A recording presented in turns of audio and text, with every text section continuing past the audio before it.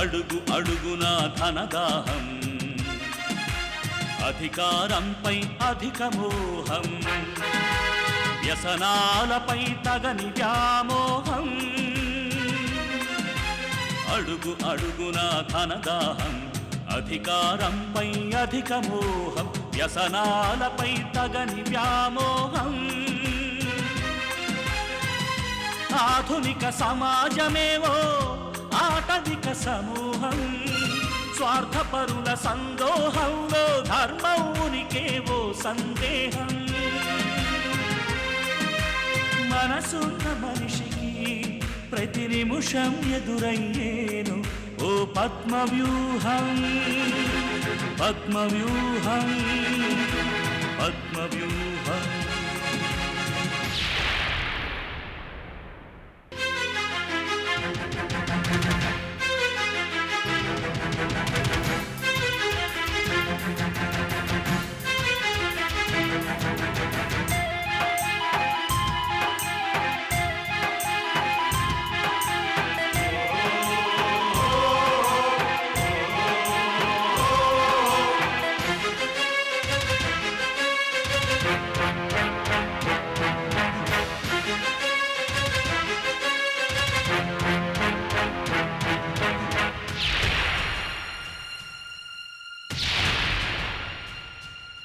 ప్రతి కదలిక వెనుక ఓ లాభానికై చింత, అవసరం లేకుంటే అరక్షణమైన నిలువరు నీ చెంత. ప్రతి కదలిక వెనుక ఓ లాభానికై చింత, అవసరం లేకుంటే అరక్షణమైన నిలువరు నీ చెంత. ఇది కన్నీటినే వేలం వేసే కసాయి సంత, ఇది కన్నీటినే వేలం వేసే కసాయి సంత. విలువలకై వెతుకులాట నేడొక పెద్ద వింత, విలువలకై వెతుకులాట నేడొక పెద్ద వింత.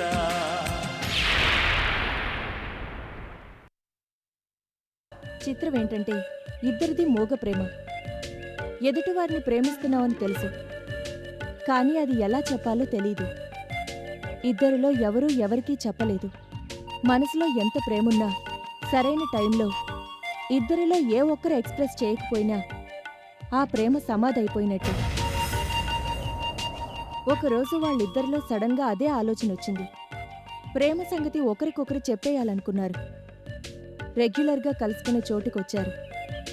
ఆనందంగా ఒకరినొకరు చూసుకున్నారు, కళ్లతో పలకరించుకున్నారు, అలవాటుగా మూగ భాషతో మాట్లాడుకున్నారు. సరిగ్గా మనసులోని ప్రేమని మాటల్లో పెట్టి చెప్దాం అనుకుంటున్న సమయంలో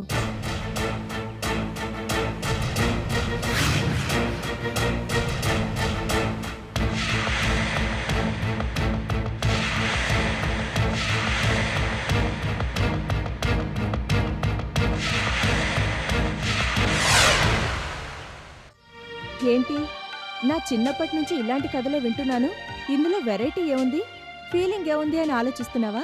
నో, నాట్ ఎట్ ఆల్. అనగానగాని మొదలు పెట్టగానే ఇదేదో కాశీ మజిలీ కాదనుకున్నాను. కానీ ఇద్దరూ కలుసుకున్నాక వచ్చే ట్విస్ట్ ఎవ్వరూ ఎక్స్పెక్ట్ చేయలేంది అంత థ్రిల్లింగ్గా ఉంది. No doubt it's a novel point. ఇంతవరకు ఎవ్వరు చెప్పని పాయింట్. Really fantastic.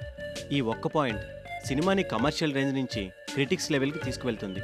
సినిమాకి కలెక్షన్స్తో పాటు అవార్డులు కూడా వస్తాయి. Thank you. కమర్షియల్ కథని ఇంత కళాత్మకంగా చెప్పిన నీ టాలెంట్కి hats off. All the best.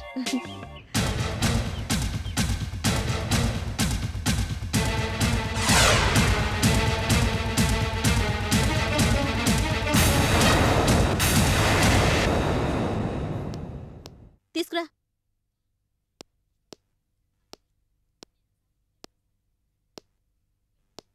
అమ్మా, పెయింటింగ్ ఎక్కడ పెట్టమంటారు? అదే చూస్తున్నాను. అంత ఖరీదు పెట్టి కొన్నందుకు అందరికీ కనిపించాలి కదా. ఎక్కడ పెట్టను? ఇక్కడైతే లైటింగ్ ఉండదు. ఈ కార్నర్లో వేస్ట్, అసలు కనిపించదు.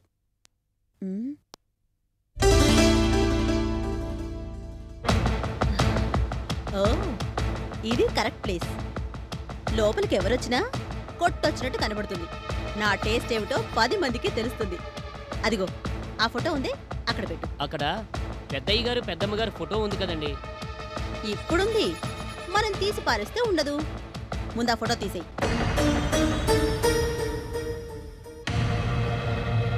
తీయమంటే ఏంటలా దిక్కులు చూస్తున్నావు? అది కాదమ్మా, వాళ్ళంటే గౌరమ్మ గారికి చాలా గౌరవం. ఆ ఫోటో తీసేస్తే నన్ను తిడతారేమోనమ్మా. మీ గౌరవం అడిగితే నేను సమాధానం చెప్తాను గాని ముందు ఆ ఫోటో అక్కడి నుంచి తీసేయి. ఏంటలా చూస్తున్నావు? చెప్తుంటే నీ కదా. అలాగేనమ్మా, తీసేస్తాను.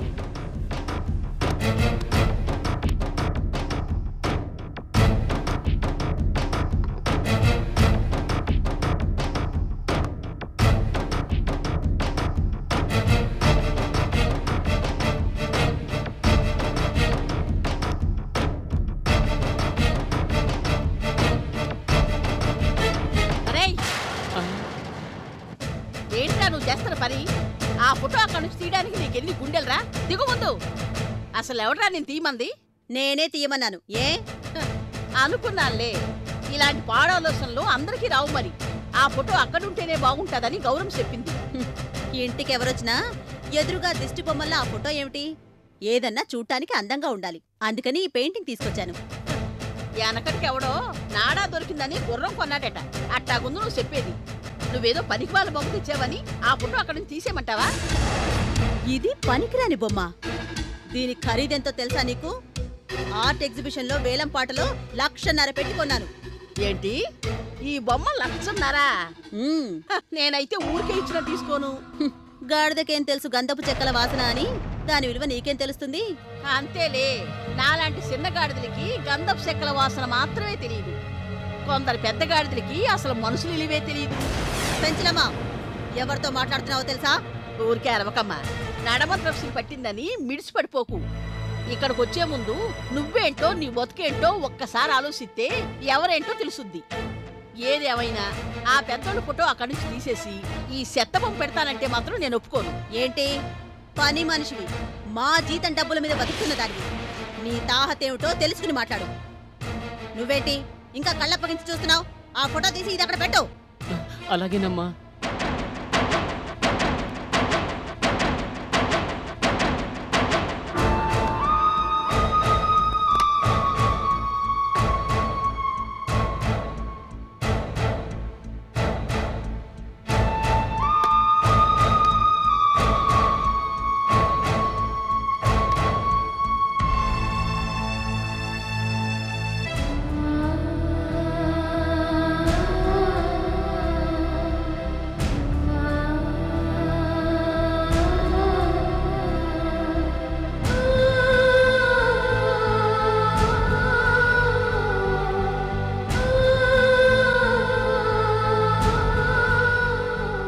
ఏంటి పెంచలమ్మా, ఈ ఫోటో తీసావేమిటి? శుభ్రం చేసి పెడదావనా? లేదమ్మా, ఇంకెక్కడైనా పెడదామని. ఇంకెక్కడో పెట్టడం ఏమిటి? ఒక్కసారి అటు చూడమ్మా. అదేంటి, ఈ ఫోటో తీసేసి పెయింటింగ్ ఎవరు పెట్టమన్నారు? నేనే పెట్టమన్నానక్కయ్య.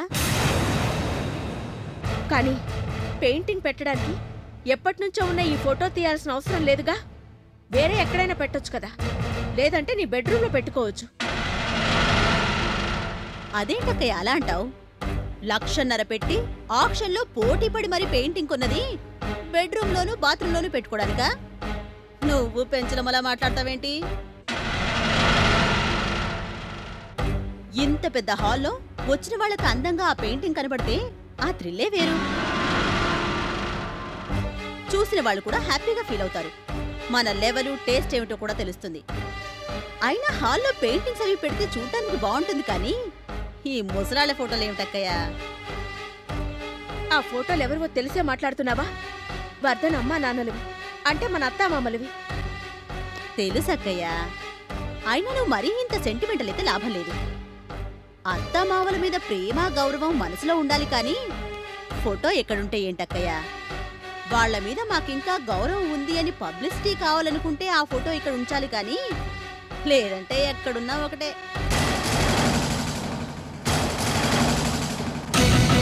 అయినా పెంచలమ్మ మాట పట్టుకుని నువ్వు ఇలా అడగడం ఏం బాలేదక్కయ్యా. ఇంత చిన్న విషయానికి ఇంత డిస్కషనా? ఇంటి మనుషుల కన్నా పని మనుషుల మాటకు విలువ ఇవ్వడం నేను ఎక్కడా చూడలేదు. ఇప్పటికైనా ఈ పద్ధతులు మార్చుకుంటే మంచిది. పెద్దోళ్ళు ఫోటో తీసేసి ఎలా దబాయించి వెళ్ళిపోతుందో చూసావమ్మా? పోనీలే పెంచలమ్మా, ఆ ఫోటోలో ఉన్న మనుషుల విలువ కృష్ణవేణి లాంటి వాళ్ళకేం తెలుస్తుంది? నిజానికి ఈ ఫోటో ఉండాల్సింది ఇక్కడ కాదు, పూజ గదిలో. తీసుకెళ్ళి అక్కడ పెట్టు. అట్టగేనమ్మా.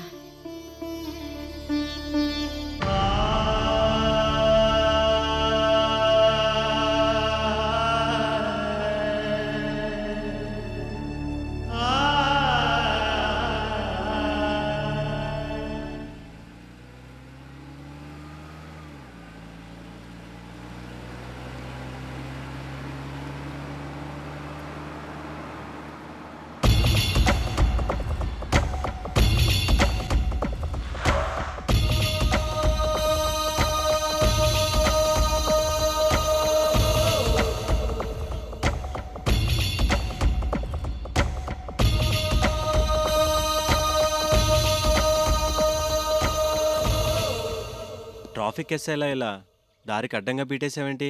రూల్స్ వైలేట్ చేసి అడ్డదారిలో వెళ్లే నీలాంటి వాళ్ళని పనిష్ చేద్దామని. అడ్డదారుల్లో వెళ్ళి పనులు చక్కపెట్టుకోవడం నీ అలవాటు. బిజినెస్ని అలాగే సంపాదించావు, ప్రేమను కూడా అలాగే సాధించాలనుకున్నావు. రోడ్డు మీద దారి కాసి మరీ కబుర్లు చెప్పే టైం నీకుందేమో కానీ నాకు లేదు. మర్యాదగా దారిలోకి తప్పుకో. నేను తప్పుకోవాలంటే నువ్వు సుహిత జీవితంలోంచి తప్పుకోవాలి. దానికి దీనికి సంబంధం ఏంటి? అయినా నా అభిప్రాయాల్ని, అభిరుచుల్ని, ప్రేమని, జీవితాన్ని శాసించే హక్కు నీకెవరిచ్చారు? నా పర్సనల్ విషయాల్లో జోక్యం కలగజేసుకోవడానికి అసలు నువ్వెవరు? నిన్నటి వరకు 10 రూపాయలు చేతిలో ఉంటే 25 సార్లు లెక్కేసుకునే మిడిల్ క్లాస్ లైఫ్ నీది. ఇవాళ నువ్వెవరు అని నన్నే నిలదీసే స్థాయికి ఎదిగిపోయాననుకుంటున్నావా? నేను అనుకోవడం లేదు, నువ్వే అనుకుంటున్నావు. తెలివిగా మాట్లాడుతున్నాను అనుకోకు మిస్టర్ తేజ. ఎప్పటికైనా గుర్తు తెచ్చుకో, నేను మిత్రుని.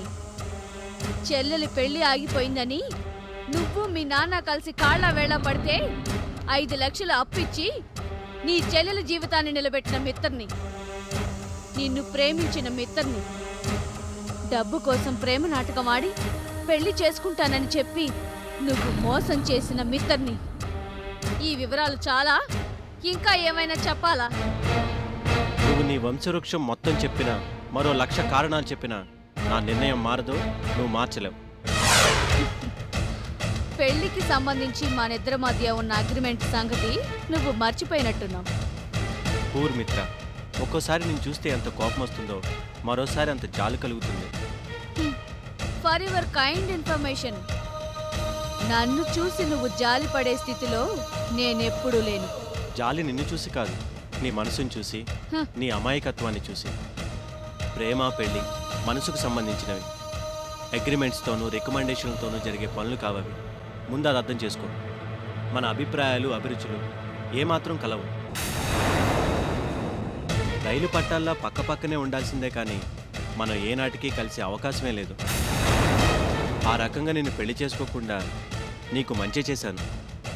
నిజంగా నిన్ను పెళ్లి చేసుకొని ఉంటే నీ ఈగో దెబ్బతిని ఈ పాటికి విడాకులిమ్మని అడిగేదానివి.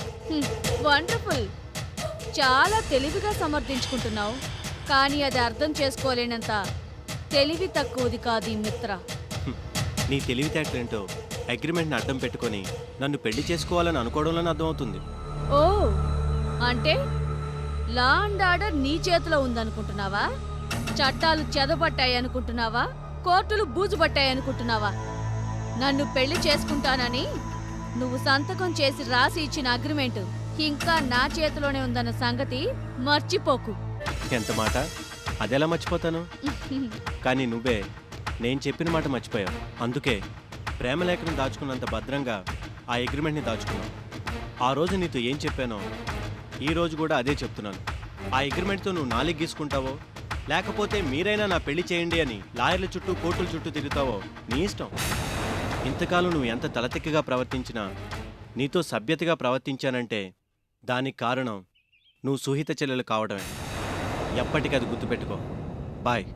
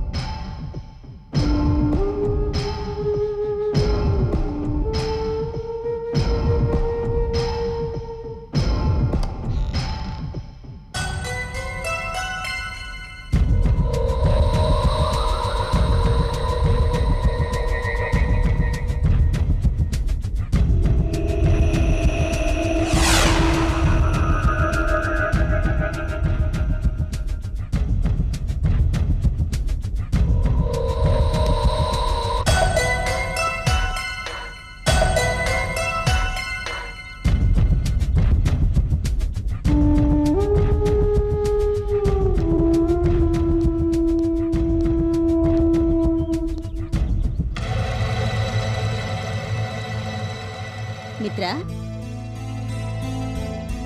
ఏంటమ్మా అలా ఉన్నావు? ఉదయం నుంచి చూస్తున్నాను. మనిషివైతే ఇక్కడే ఉన్నావు కానీ ఎక్కడో ఆలోచిస్తున్నావు. ఏం లేదు పిన్ని. నీ బాధని మనసు దాచినా ముఖం దాచలేకపోతోంది మిత్ర.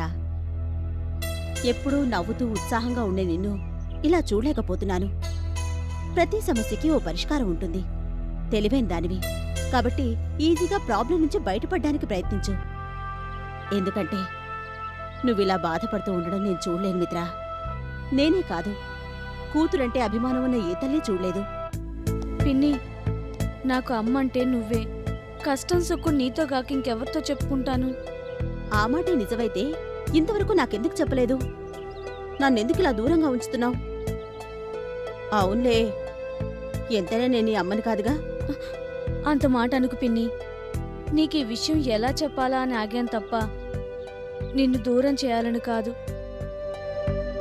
మరైతే ఏం జరిగిందో చెప్పు. చెప్తాను పిన్ని. మొన్న ఐశ్వర్య గొడవైన దగ్గర నుంచి సుహితలో చాలా మార్పు వచ్చింది. ఏవైంది మిత్రా? ఇంతకాలం తేజాని ఎప్పుడో ఒకసారి కలిసేది. మనసులో ఎలా ఉన్నా మనుషులకి విలువలకి భయపడి తేజాతో తను ఎక్కువ మాట్లాడేది కాదు. కానీ ఇప్పుడు అలా కాదు. ప్రతిరోజు తేజాను కలుస్తోంది. పక్కన నడవటానికే భయపడే సుహిత చట్టా పట్టాలేసుకుని అతనితో తిరుగుతోంది. కబుర్లు, నవ్వులు, ప్రేమ పక్షుల్లా ఇద్దరూ హాయిగా తిరుగుతున్నారు. సుహితలో ఇంత తెగింపు నేనస్సలు ఊహించలేదు పిన్ని. నిజమా? నువ్వు చెప్తుంటే నేను నమ్మలేకపోతున్నాను. సుహితలో అంత మార్పు వచ్చిందా? అవును పిన్ని. నా ఎదురుగా కూర్చొని తేజాతో ప్రేమ కబుర్లు చెప్తుందంటే ఎంత బరి తెగించిందో నువ్వే అర్థం చేసుకో.